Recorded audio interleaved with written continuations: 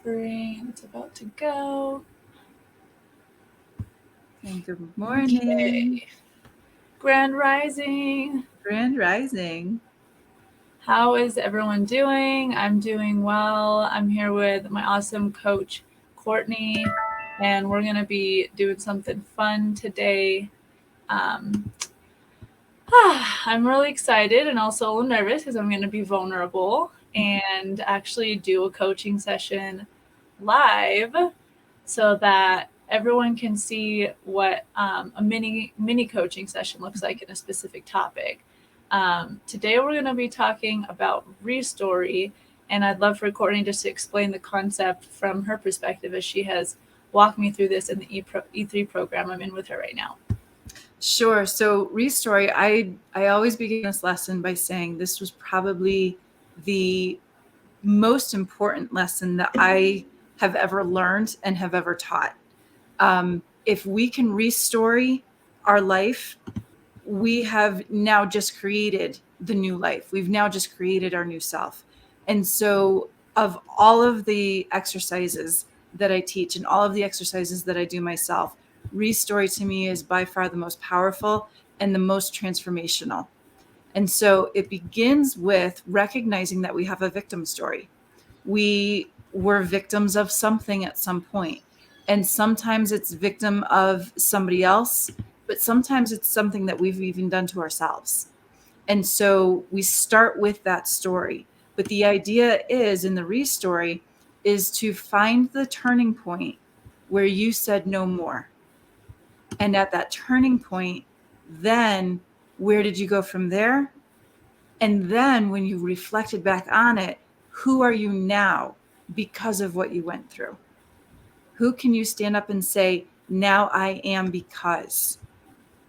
And that's the restory part. And so it's essentially finding your victim story and turning it around to a story of power.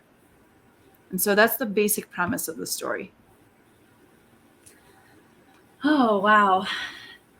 So, as you were speaking, I was flashing through several different points. So, yeah, how should we get started with this so that just for everyone's awareness, I have done this already. I'm in the E3 coaching program with Courtney right now. And the reason why I wanted to go live and be vulnerable is because I really feel the possibility of so many other people, whether it's with Courtney or not, whoever it is, just taking on a higher level of personal development that will ripple out to transformation for humanity, because that is my stand for the world, and really creating, being the change I wish to see, and working on inner development. A lot of the shadows I had, I wouldn't say hid from, but kind of worked on, but not to the fullest. And now I'm just diving really deep and really looking at the deepest way I can heal myself and love myself enough to face the shadow and love the shadow, specifically with this restory concept. I've worked on it before and actually practiced it through many different ways, and I'm working with Courtney now to take it to the next level. So, where should we start here? I'm ready to be coachable. So let's start just by sharing with the audience that anybody who knows you knows that you've been doing personal development for years, right? And so when I get people coming to me, they say, well, I don't want beginner stuff. I don't want to do what I've done before. And here's the thing is, this is not for beginners necessarily, but it is, because we do keep coming back to the same place, right? We keep coming back to the same lesson. We keep coming back to the same story. But each time we come back to it, it's an upward spiral. And that's how E3 was developed, was to take you through an upward spiral of, yes, you're going to keep coming back to the same point, but each time you come back, you have a greater level of awareness. And that's why doing these exercises over and over again and repeating them from the higher level of awareness actually helps you to get to a deeper level of healing. And so I just wanted to note that for people who are watching and they say, oh, but Meral has done so much work. She's already, this is for everyone. It doesn't matter what point you're at. So I have probably at this point 7 to 10 restories of my own life. And when I'm stuck in that downward spiral, Restory is what I go to pull myself out of it. And so what I'd like to offer to you, to you, Meral, is what story are you ready to heal? Hmm. Yeah, I'm ready to fully let go of, like, I don't even identify with it anymore. I've been naming it and actually calling it for what it is for a while now as I've been healing. Mm-hmm. But it's that I'm a thriver, or I guess that I'm a victim of domestic abuse. Like, Okay. even saying those words, like, not, I think it's partially that, one, it's like hard for me to admit that, just like Yeah. healing my old ways of wanting to have a facade that like nothing's wrong in my life. Mm-hmm. So that's definitely there, but less so than ever, thankfully. And then also just because I don't identify with it more, thankfully, that's not a part of my reality now. I feel safe, more safe and empowered than I ever have in my life. Mm-hmm. And so I'm almost like ready to, like, if I ever refer to it, it's just like it's a past self. It's not even like who I am anymore. Mm-hmm. I'm like moving into, like you've shared, being a thriver of domestic abuse. Yeah.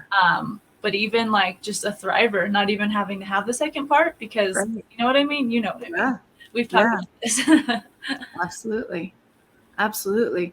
So where you are now is a beautiful place, but it's also important to recognize that we do have a past self who was there, right? We do, that is part of our story. And it's not something that is ever going to go away, Hmm. but it is something that can be restored. And so by completely avoiding it, that's not healing. Right. And that's where I think some people, maybe get confused, is they think, well, I just won't have any emotional attachment to it. Well, now you're shutting down one of the most powerful aspects of yourself, which is your emotional self. And so it is important to get into the emotional self of who was the victim. And it may not be you anymore with a new self-image, but there was a Meral Cooper. Would that be right? Yeah, The right that's. I name? was just thinking of that. I literally had a different name. Yeah. Yeah. So there was a Meral Cooper who was a victim of domestic violence. And so we start with that story. Can you tell us, and just, you don't have to go into any detail that you don't feel comfortable, Mm-hmm. but would you be willing to just give us a minute or so of what that story was, that victim Yeah. story? Yeah, and everyone who knows me online here is I'm very vulnerable and an open book, being an author and authorship coach. So I'm an open book, and I'm being the change we wish to see with transparency, and I feel safe and comfortable to share. And Mhm. so, yeah, I'd say it really became apparent to me that that I was suffering in that situation of domestic violence when my sister and dad were like constantly asking me, like, are you sure? Is everything okay? Mhm. And yeah, I just remember so many times they would be like, are you sure? Are you sure? Over the phone and in person, and I'd be like, yeah, it's fine.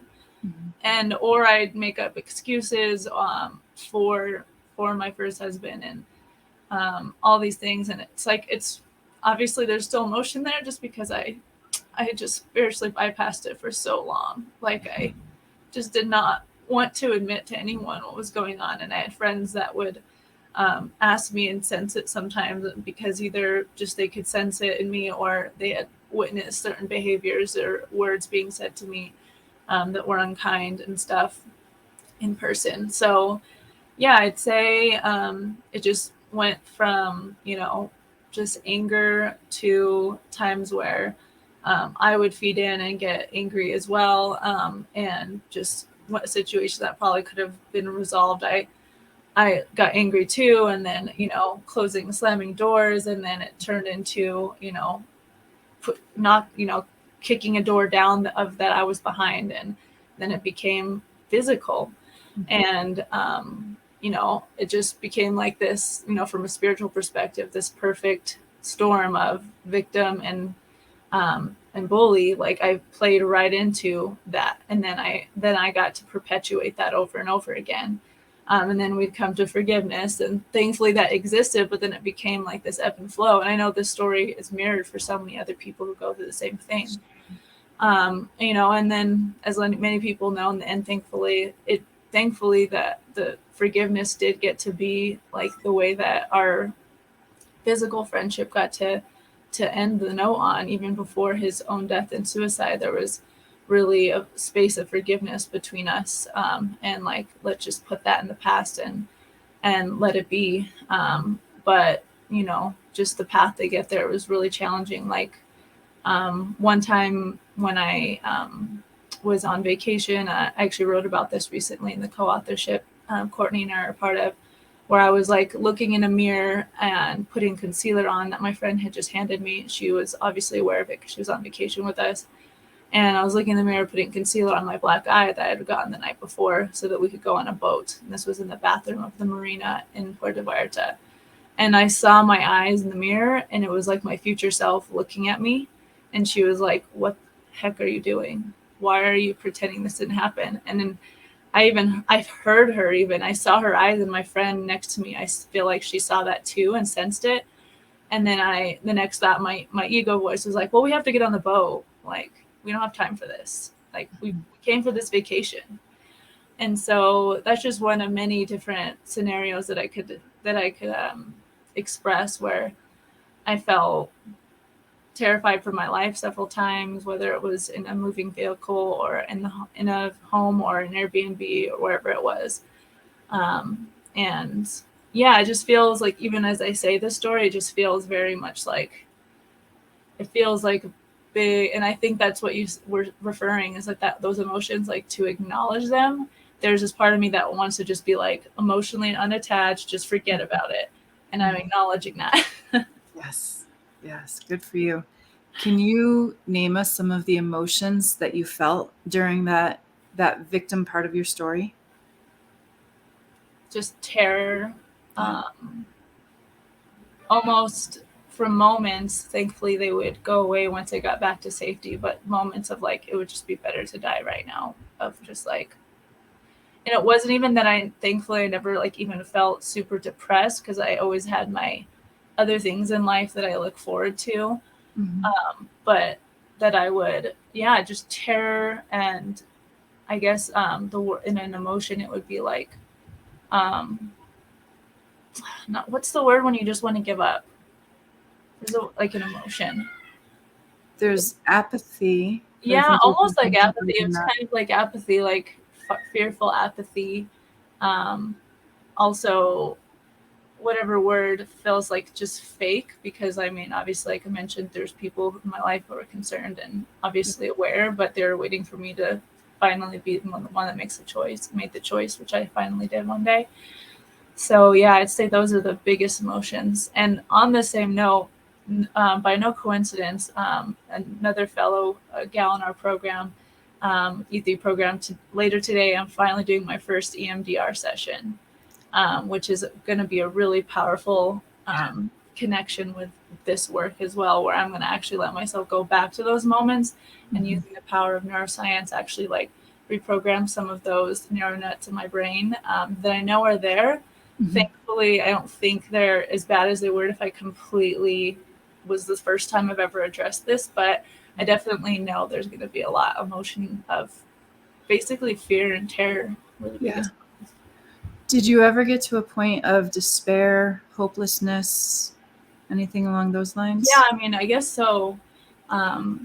It was never like I went, other than, actually, there were times, I think I told you this once, where after a horrible fight, I would be driving, and it was like I was still in that energy of like, gosh, how did I get myself into this?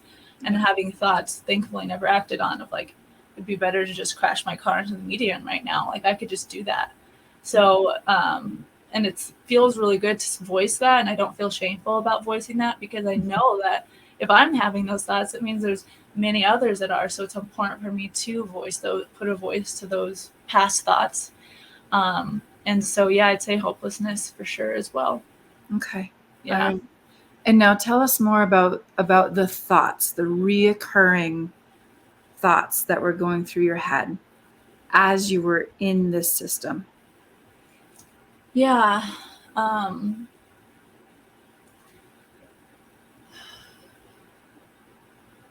Letting myself go back there. Yeah.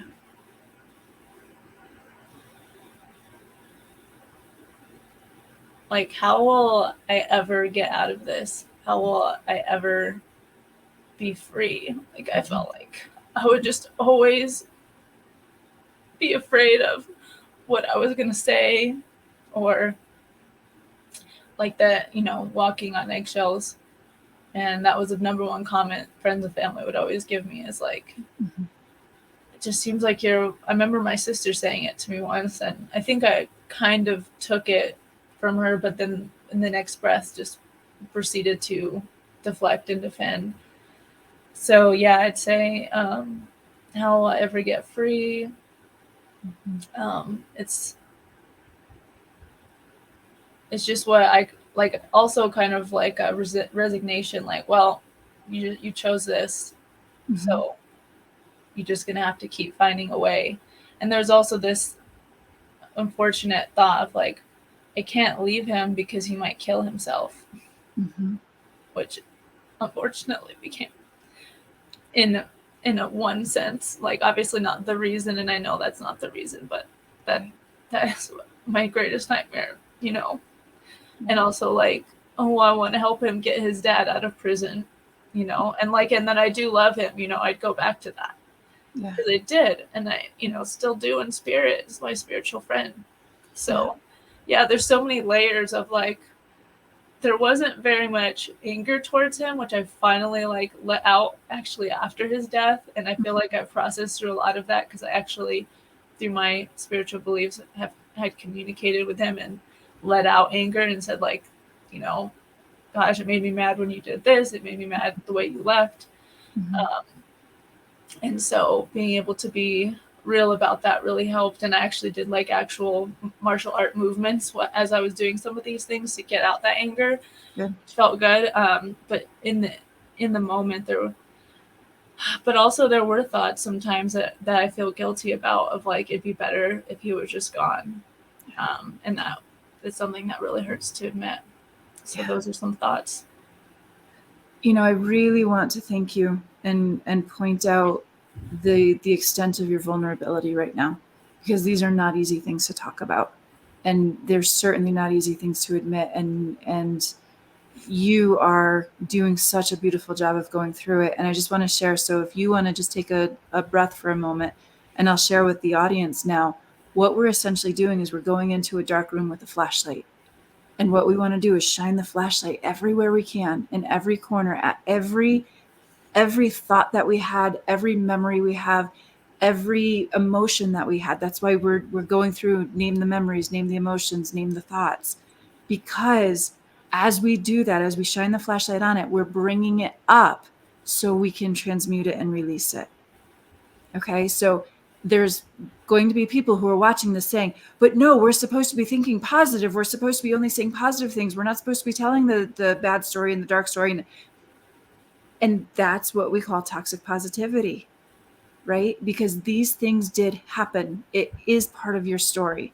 We're not going to sit here and pretend that it didn't happen. And we're certainly not going to avoid it, because that's what packs it away and stores it down in your body. And anybody who is familiar with this work understands that as you're packing these things down into your body, they turn into arthritis, they turn into cancer, they turn into autoimmune diseases. We're releasing this energy so it doesn't have to happen to your body. So thank you so much for being willing to go there and be vulnerable. Now we get to turn it around. So talk to me about the moment. Okay, and there's always a moment. So there's this beautiful saying about change. Change happens in an instant. The preparation for change is what takes time.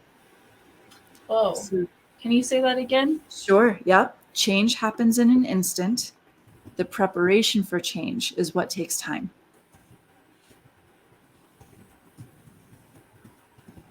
I'm writing that down.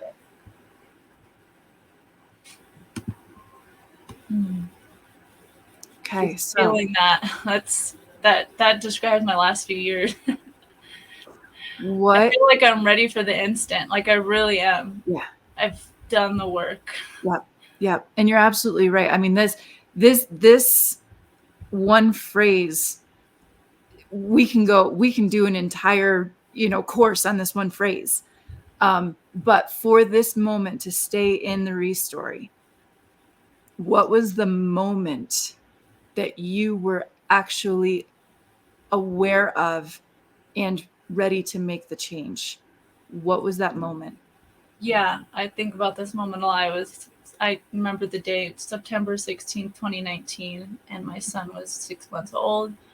And I was in the basement of my parents' house with my son. He was playing in the little play yard, and I was with him, and I was FaceTiming with Clint, and he was in Denver because at the time he just basically for most of Leo's life while we were still together, which was just 6 months, um, he was just not around a lot, and he was in Denver, and so I can't even remember why, and I think it was now looking back, he was probably on some kind of substance, and he was just being suddenly all of a sudden cruel, like we were having a fine conversation, and then can't remember what it was. I think I was sharing like a struggle or something with work, and he called me a really negative word that we had a promise that he wouldn't say, starting with a C, Mm.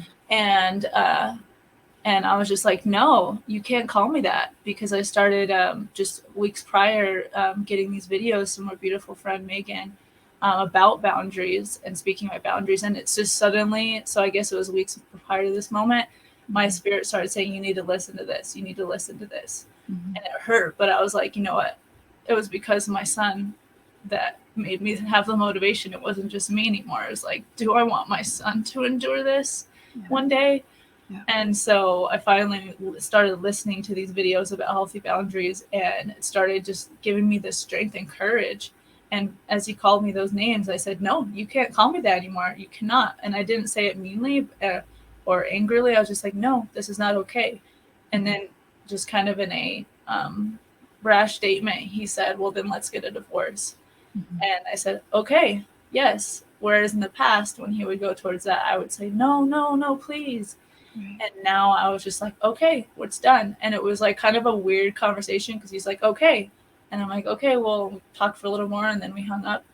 And then he came in person, and, it just, I could share more, but basically it was like kind of done for both of us. And then after about a month or so of that, which we felt both okay with. And then, of course, there were conversations he had to me about, oh, well, actually, never mind. And I just kept holding strong.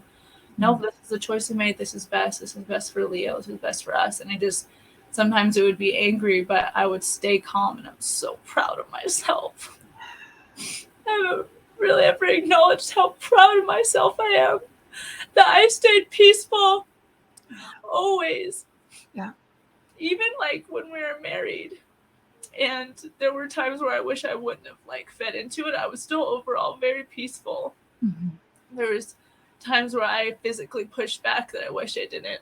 Mm-hmm. Sometimes just trying to, close a door. But Mm-hmm. then, and especially after Leo was born, I was always peaceful. Yeah. I was always peaceful. Even when it was really hard to stay peaceful, I would take a breath and I would say, nope, this is what's best. We're not getting back together. We're going to be friends. We're going to be co-parents. And just part of my restory that I sometimes wish I could, which would be changing the past, obviously, is that I wish we could have been co-parents longer than we were. Some of you listening know that he did die by suicide a year after we separated. Yeah. And I see friends that are co-parenting now peacefully that are my friends. Both of them still my friends. One particularly I have in my mind, and they're friends and co-parents, and I tell them both all the time, like, I just love seeing you, and they knew Clint too, and I love seeing you two work together. And they're like, yeah, it's not always easy, but we're making it work, and I'm just like so grateful that that is out there in the world. And but I know with the Restory, it's about me, and it's about what I can control now, and it can't change the past. So I love this process so much because and I love that I love it, that I love even crying in front of others, because that's part of one of my superpowers is vulnerability and honoring grief and dense emotions, which I never thought would be one of my superpowers. I talk about it in the co-authorship Courtney and I are part of. that I used to be the toxically positive and still find myself sometimes going there person where I, to myself and others, just want, I was listening, but listening to fix and change, Mm-hmm. or listening, or not listening and just jumping straight to, oh, just think of the positive. Mm-hmm. And now I'm defining myself as someone who honors those dense emotions within myself and the collective. And that feels so good and on purpose. Good. Good. And now, just to bring you back, I want you to go back to the one moment where change became possible, right? Because if you remember before that, the thought was, how am I ever going to get out of this? How am I ever going to find my freedom? But there was one moment where change became possible. And I want you just to zero in on that moment and get into that moment and describe only that moment. Just essentially put parentheses Yeah. around, describe that moment to me. Yeah. Thanks for bringing me back.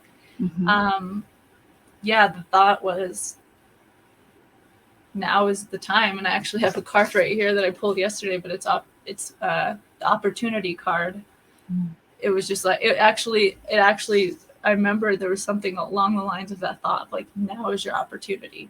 Because unfortunately, it was a situation where, and not necessarily, but for me in that mindset, it was like, you have to take this opportunity because he's the one that said, let's end it. So now say yes. Say yes. Actually, yeah, that's because that's what I said. I literally said, yes, okay. So I'd say that that was the thought of Okay. moving from all that to say yes, take this opportunity, free Okay. yourself, free yourself. Change happens in an instant. You see that? It Okay. was an instant right then Yeah. for sure. Yeah. And then that's where our perception shifts.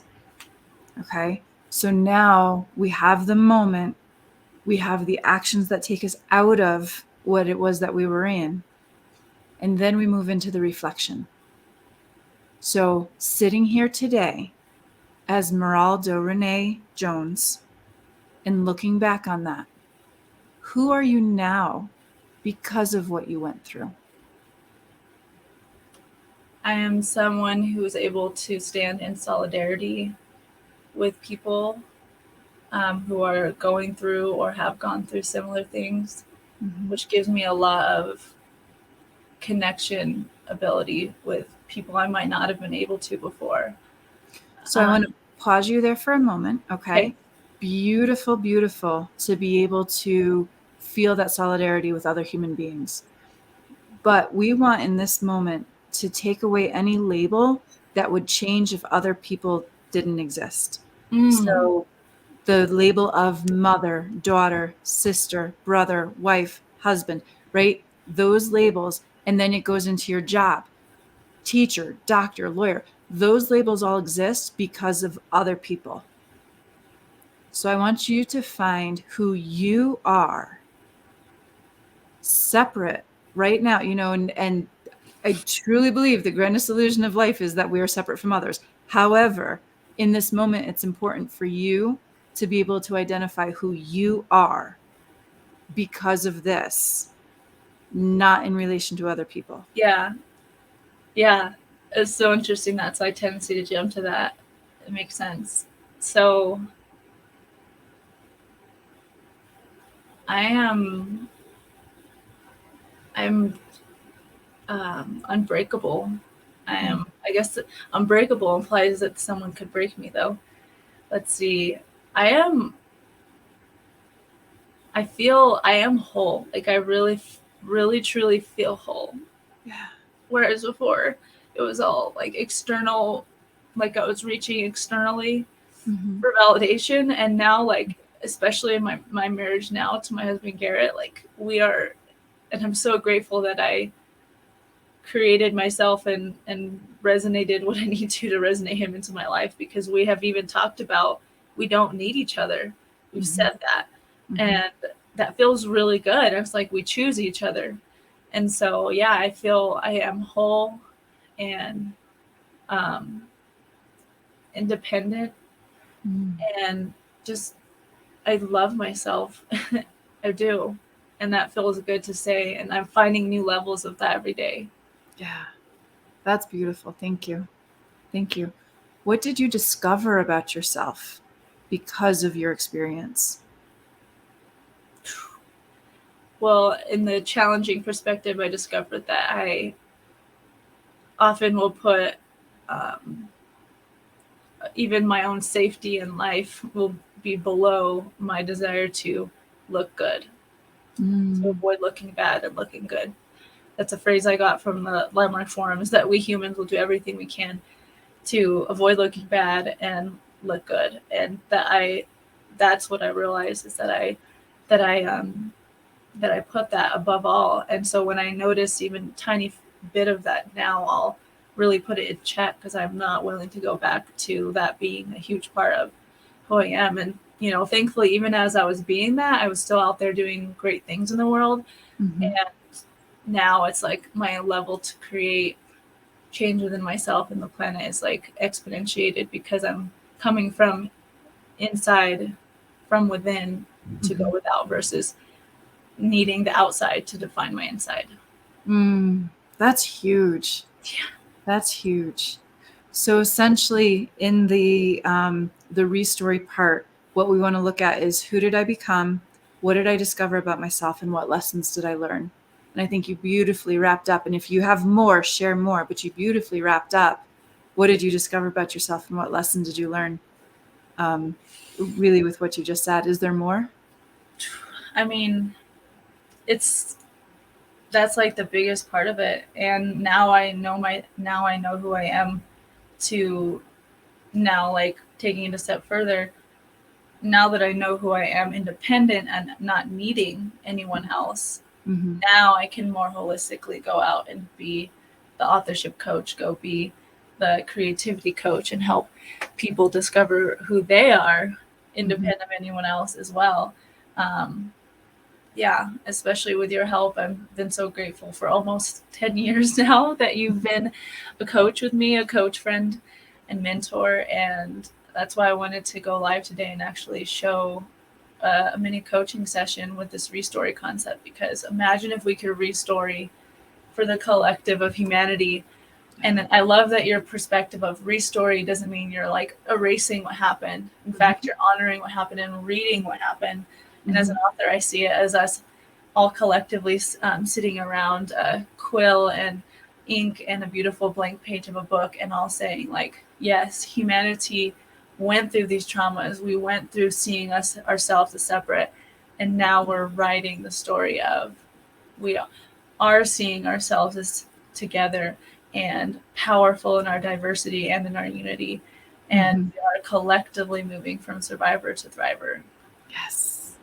Yes. Oh, I love that. I mean, imagine, take specific points in history. If we were able to restore slavery as a collective, Oh my gosh.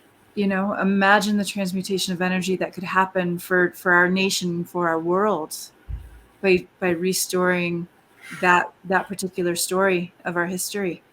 I've had to restore my experience of COVID, and Oh. have a new perspective, a new outlook, because I went, like many others, I went into a beautiful place of conspiracy theory, and it didn't serve me. It didn't serve me, and so I've had to restory and recognize, the anger that I felt.